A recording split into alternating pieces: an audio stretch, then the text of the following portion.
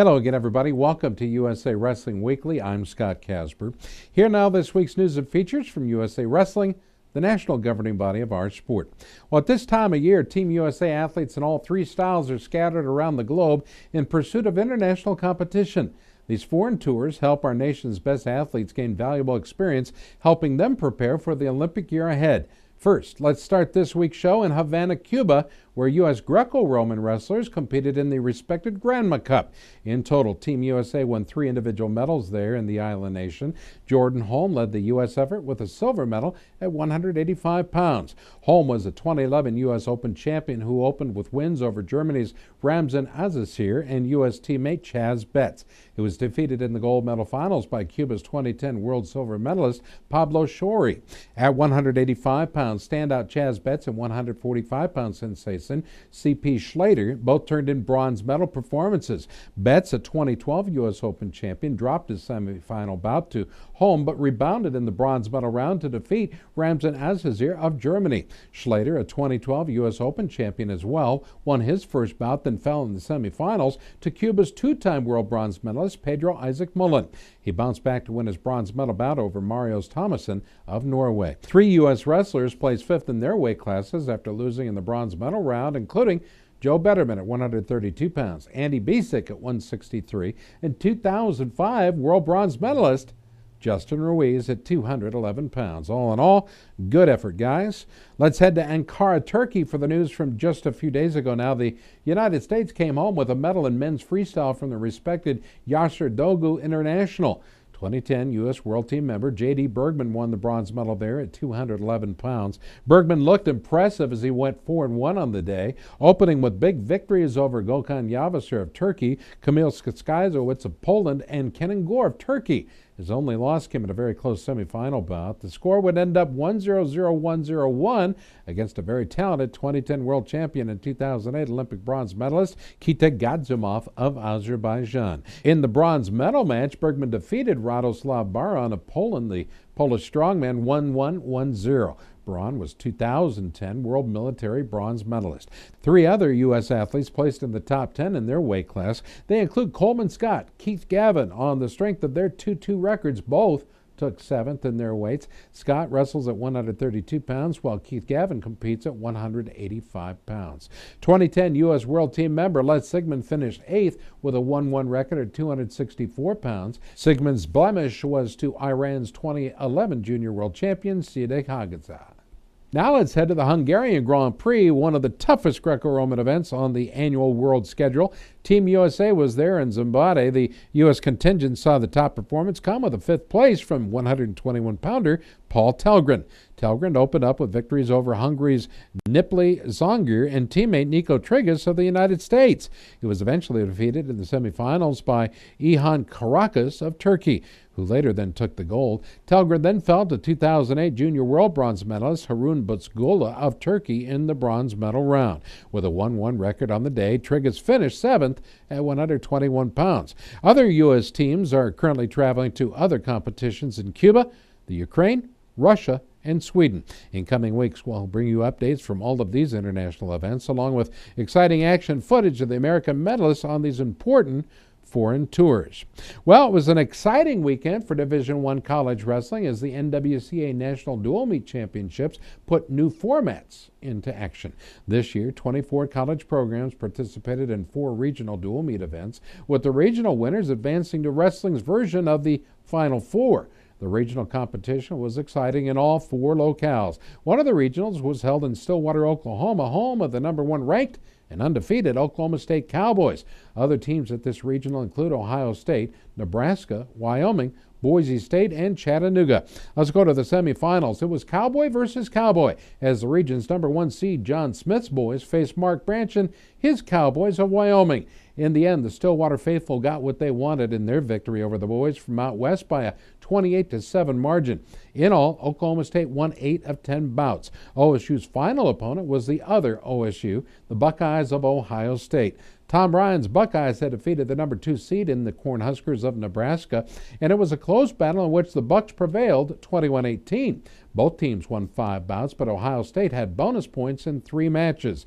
In the final, a banged-up Buckeye squad just didn't have enough steam as they lost to the Cowboys 25-6. Oklahoma State won 8 of 10 bouts, including the last 5 matches. What do you say? Let's take a closer look at how it all went down, the action that was. At 125 pounds, OSU's John Morrison opened the duel with a decisive takedown in the final 20 seconds to score a 3-1 victory over Johnny DeJulius.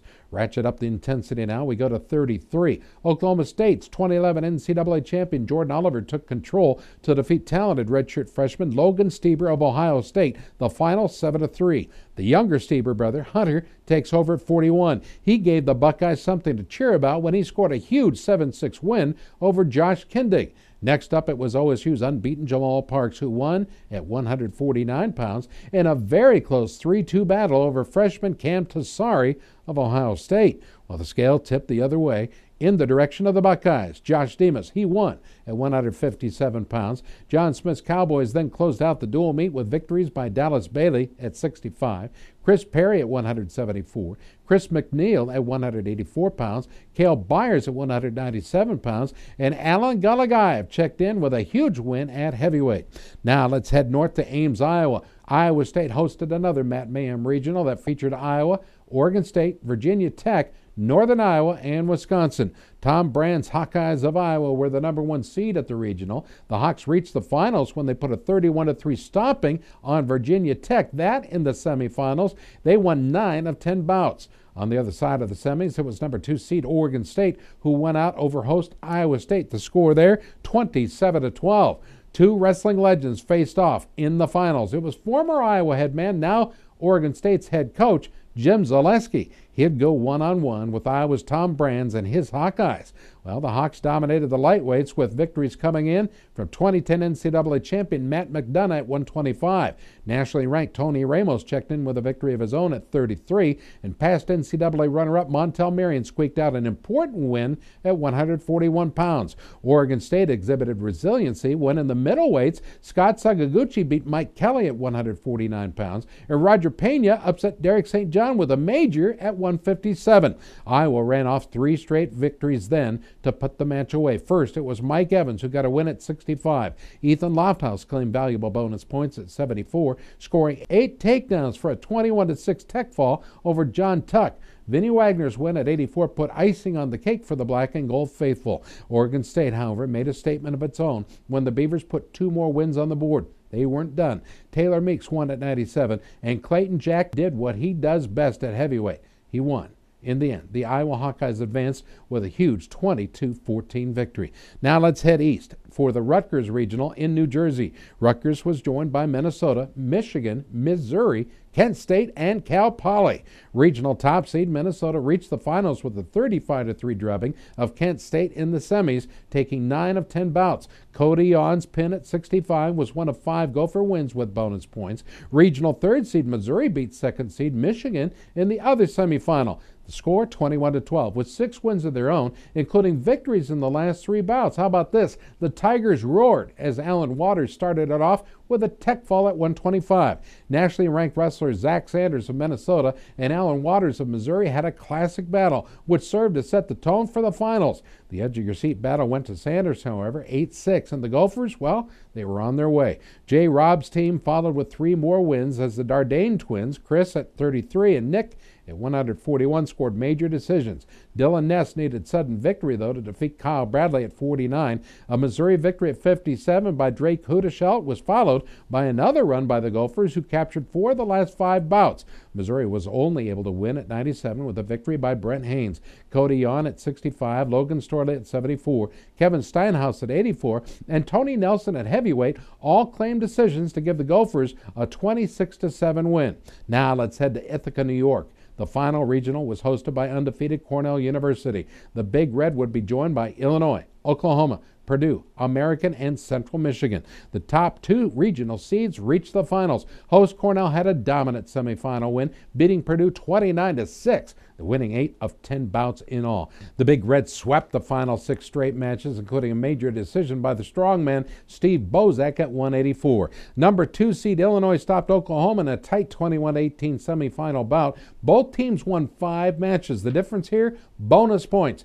Pins, Jesse Delgado at 25, Jordan Blanton spelled the difference at 74. The final showdown went down to heavyweight match with the score tied 16-all. Illinois got things rolling at 25 as Jesse Delgado beat Frank Pirelli 8-3 in a match of ranked athletes. A big win for Illinois was B.J. Futrell's tech fall at 33, while Cornell had a major decision by Mike Neffinger at 141 and a big pin at 97 by Cam Simes. Illini head coach Jim Heffernan bumped his regular 97-pounder Mario Gonzalez up to heavyweight, giving up size and weight. Gonzalez defeated Cornell's Masha Jacom 8-2 to give the Fighting Illini a 1916 win. How important was Gonzalez' win for the Illini? Well, let's just say it was worthy of the Mat.com Wrestler of the Week status. The Mat Mayhem Finals have been set for Sunday, February 19th at Oklahoma State. The first round pairings will feature the number 1 Oklahoma State Cowboys versus the number 4 Illinois, the Fighting Illini, and number 2 Iowa will go up against the Gophers of Minnesota in a classic Big Ten battle. Next week we'll have the results and the video of the college wrestling's Final Four. All right, fans, stay tuned. We'll be back. There's more. You're watching USA Wrestling Weekly.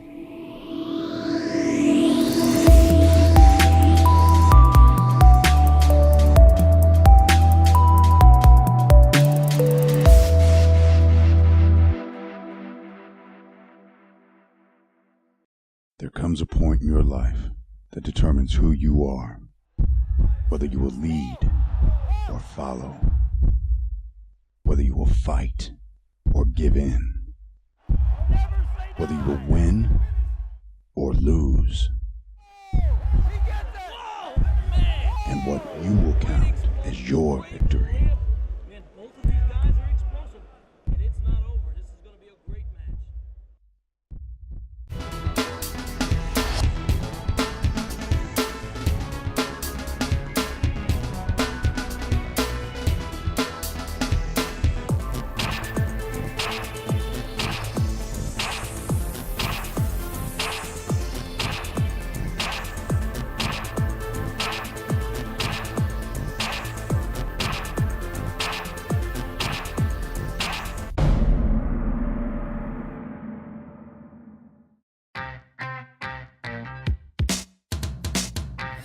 ASICS has been there. They've been the lifeblood of the sport. It's been a long time, and they've been at the top of the game every year, forever. And I'll tell you what, now that I think about it, maybe that's where I've gotten my inspiration, because you know, I always want to be in the top of my game in wrestling, and I think that's where ASICS is and wants to be as well. Well, the night before the Mayhem Regional at Oklahoma State, the wrestling community came together to celebrate the life of one of our true legends, the late Myron Roddick. It was in Stillwater where Roddick created a legacy within the sport with his amazing life. On the mat, he was a 3-time national champion for Oklahoma State and an Olympian in freestyle. As Oklahoma State's head coach, he led the Cowboys to 7 NCAA team titles. He later served a stint as OSU's athletic director. He completed his career as the president of the National Wrestling Hall of Fame, located next to Oklahoma State's athletic complex. Mementos of Roddick's life and work were on display as many of those whose lives were impacted by Roddick attended a very special memorial dinner held in his honor. Many stories were shared about Myron in a moving celebration of his life and legacy. Among those who were there in attendance, USA Wrestling's executive director, Rich Bender. Well, it really was that, a celebration of, you know, arguably one of the greatest men in the history of our sport. And it was in front of a sellout crowd, really, at the O Club at Oklahoma State University at the famous Gallagher Iba Arena. A great setting, a fitting tribute to, like I said, one of the greatest men in our sport. Friends and family members were there, and it was just a great night to honor Myron Roddick. Well, that evening it was announced indeed that USA Wrestling would dedicate its annual Man of the Year award in memory of the late Roddick. Myron was one of the founding fathers of USA Wrestling. From 1969 to 1974, he served as the executive director of USA Wrestling Federation, which set the foundation for what has become today's USA Wrestling. USA Wrestling's Man of the Year award was created in 1970 when Roddick served as the organization's executive director. In the 40 years of this special award, those that have been honored have made a major impact on the sport. Certainly, Myron Roddick was wrestling, and USA Wrestling made a what I think is a very fitting tribute to one of our founding fathers, and that's by naming our highest award, our Man of the Year award, in his honor. Every year, the USA Wrestling Myron Roddick Man of the Year will be given out to an outstanding American here in our country in recognition for their support of wrestling and USA Wrestling. Now let's head to Sewanee, Georgia, where USA Wrestling's youth Folkstyle season continued this last weekend at the Georgia Grind. They came from 15 states to compete in this 4-year-old event. Just shy of 500 strong, the event registered the most participants in its history. Competition levels were fierce as champions were crowned in 4 different divisions: bantams, intermediates, novices, and middle school. Now this, as I mentioned, is the 4th USA Wrestling Folkstyle Tour of America event held so far this year, all of which have enjoyed substantial increases in both participation and quality. Each event scores valuable points in the U.S. Future Olympians rankings, which rewards youth athletes for their achievements at major USA Wrestling events. Join us in Wisconsin for this year's final Folkstyle Tour of America event.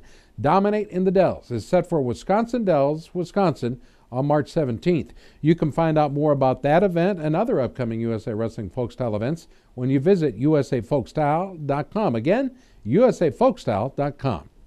Well, get ready. USA Wrestling is set to host another major international event as the 2012 Pan American Wrestling Championships head to the U.S. Olympic Training Center in Colorado Springs, Colorado, February 24th through the 26th.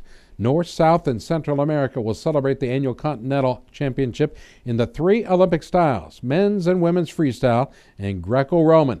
This year will mark the 5th time that Colorado Springs has hosted this major event. At least 15 teams will be on hand, with numerous athletes who have won medals at past Olympic, World Championship, and Pan American Games. Rosters for the international teams are starting to come in just now. A strong Cuba Greco-Roman team will feature world and Olympic champion Mijan Lopez at heavyweight, as well as world medalist Pablo Shori at 185 pounds. The talented Canadian women team will include world medalist Jessica McDonald at 112 pounds and Brittany Lavador at 121 pounds. They'll be joined by Justine Bouchard at 138 pounds. Now, in men's freestyle, 2011 Pan American Games silver medalist Pedro Soto of Puerto Rico will see competition at 145. He'll be joined by silver medalist Uniarquio Blanco of Cuba at 163 pounds and Luis Vivens of Venezuela at 211 pounds. Now, next week we'll have a complete lineup for the U.S. Pan American team, so we invite you to tune in then. We'll bring you all the updates as they become available. All right, where will you be 21st and 22nd of April? USA Wrestling and the University of Iowa recently announced that advance all-session ticket sales have now reached 7,500 to date for wrestling's U.S. Olympic team trials to be held at Carver Hawkeye Arena in Iowa City, Iowa. USA Wrestling is pleased to confirm that this is by far the strongest ticket demand in the history of the incredible event. Although there are still plenty of good seats available, fans, you don't want to wait. I'm going to invite you right now to plan and attend. Make sure you've got this on your calendar. Buy your tickets. We're going to encourage you to finalize your travel plans and get your tickets today. Don't miss this chance to see America's wrestlers in action. It'll be wrestling history in person. A total of 175 athletes have already qualified for the U.S. Olympic trials. The field is expected to grow over 200 competitors when the trials qualification process is complete. 1996 Olympic champion and the head coach of the University of Iowa, Tom Brand, shared with us his perspective on why the trials are so special. I'm Tom Brands, and I'm looking forward to seeing you in Carver Hawkeye Arena April 21st and 22nd for the 2012 Olympic Wrestling Trials. The fans are going to be excited. The athletes are in the Olympic experience. This is part of the Olympic Games process. It's exciting for everybody, and the wrestling will be at its best. Fans, you can order your Olympic Trials tickets online at iowacity2london.com, and I'll look forward to seeing you all there. Say, wrestling fans, the newest edition of USA Wrestler, the official magazine of USA Wrestling, well, the digital edition is available online. The February 2012 edition has been posted and it can be viewed. 2009 World Freestyle Bronze medalist Travelda Legnev has made the cover, and inside you're going to see a feature article on Legnev. You only have to type in your email address and you'll have free access to the entire February issue. The past 9 digital editions of USA Wrestler can also be found at USA Wrestling's Facebook page simply by visiting USA Wrestler tab. Check out the newest edition of USA Wrestler online at themat.com. All right, well, Beat the Streets USA has announced a brand new city. Beat the Streets Baltimore has become the 14th edition, the 14th city to offer the new youth program in America's major urban areas. Beat the Streets Baltimore will provide a positive environment that nurtures physical and mental development through wrestling and tutoring. How about this? The goal is to establish a network of programs throughout Baltimore schools and communities. Al Bevilacqua, who leads the Beat the Streets USA program, talks about the educational value of the Beat the Streets program in all of these cities. This, I tell people, I'll tell wrestling people this. It's hard to understand that this is not a wrestling program. This is an educational program. We use wrestling as a tool. For 35 years, I didn't call myself a teacher. I didn't call myself a coach. My children were there. I'm an educator. I did a lot of education for USA Wrestling. I did clinics all over the country. We just have to tell the rest of the world what wrestling could do for kids. Fans, won't you stay tuned? We'll be right back. You're watching USA Wrestling Weekly.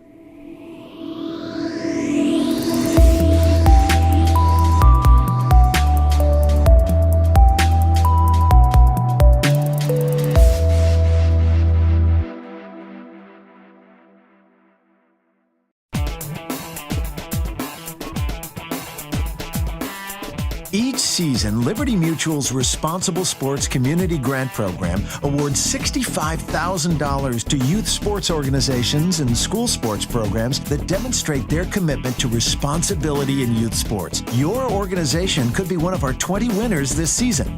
It's easy. Simply visit responsiblesports.com and click on the Community Grant Program. Administrators register their organization with the program, then reach out to rally parents, coaches, and team supporters to log on and review either the Responsible Sports Parenting or Responsible Coaching Guide. Then complete the quiz and showcase your mastery of the concepts. Every successfully passed quiz is worth a point that you can credit to your favorite youth sports organization or school sports program. Connect with friends, family, and neighbors to rally more support. The teams and schools with the most points at the end of the grant period win. It's that simple. Watch the leaderboard throughout the grant season, then rally more of your supporters to increase your totals. Liberty Mutual is committed to celebrating and championing youth sports and to financially supporting organizations that demonstrate their commitment to responsible sports.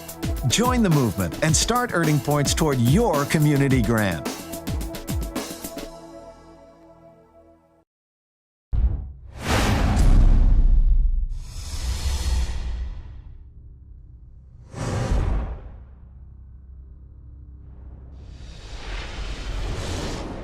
Parker Sons of Thunder, a USA Wrestling sanctioned club in Parker, Colorado, has received the Youthy Award as the Team of the Year from Youth1.com, a website and media company devoted entirely to youth sports. Parker Sons of Thunder is very active within USA Wrestling events, not only within Colorado, but on the national level as well. In only 3 seasons, Coach Jeff Estrada has helped build this Colorado youth program into one of the most decorated youth wrestling teams in the country. Now, whether it's Folkstyle, Freestyle, or Greco, well, the athletes from this club have been very successful. There are over 120 youth athletes now involved in the program. This is the kids program from Ponderosa High School in Parker, a team which has won numerous state titles. USA Wrestling congratulates the athletes, coaches, and families from the Parker Sons of Thunder Club for this tremendous national honor. Good job by one and all. One of the major sports stories of the year 2011 was the amazing achievement of Arizona State senior Anthony Robles, who won the NCAA Division I wrestling title at 125 pounds in spite of competing on only one full leg. Since then, Robles has toured the nation as a motivational speaker, sharing his positive message that people can achieve their dreams in spite of life's challenges. Well, there's been a major change in Robles' life since the NCAA tournament. He has a new prosthetic leg, allowing him to walk on 2 feet for the first time. This exciting change for Anthony was made possible with the help of the Wiggle Your Toes Foundation. The organization was founded by Aaron Holm and his wife Amanda in 2008 after Aaron lost both of his legs in a car accident. The organization helps people who have suffered limb loss or deficiency of one kind or another. Wiggle Your Toes assisted in covering costs of Robles' prosthetic leg that were not covered by insurance. Here's a picture of Anthony with his mother Judy with his brand new leg at the Wiggle Your Toes winter event. You can make a donation if you wish to the Wiggle Your Toes Foundation simply by visiting wiggleyourtoes.org/donation. Fans, it's time for our USA Wrestling Photo of the Week contest. The pictures are sent in by families and fans from around the country and are also being considered for the photo contest page in USA Wrestler magazine as well as our USA Wrestling Facebook page. This week, our Photo of the Week comes from Tracy Brown. Depicts Zachary Brown, who at the ripe old age of 9 was a champion in his weight class and age division for his county. You can have your photographs considered for USA Wrestling's photo contest simply by emailing them to our photo contest guru, Gary Abbott, at gabbott@usawrestling.org. Folks, we're running a little late. We appreciate you watching. For all of us at USA Wrestling, good night.